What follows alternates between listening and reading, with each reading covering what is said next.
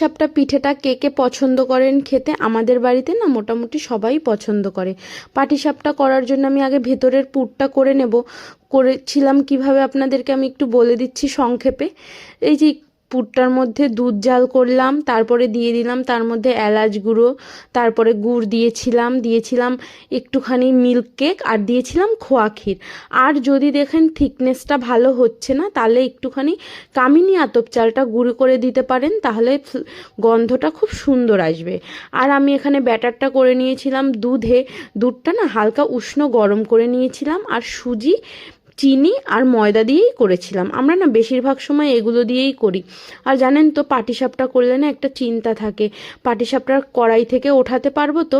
জানেন তো এরকম স্মৃতিতে রয়েছে, অনেক দিন পাটিসাপটা করে ফেলে দিতে দেখেছি অনেককে, কেন পাটিসাপটাটা ওঠাতে পারেনি। এই জন্যে না সবসময় ননস্টিকের কড়াই ব্যবহার করা ভালো, তাহলে পাটিসাপটাটা খুব সুন্দর ওঠে।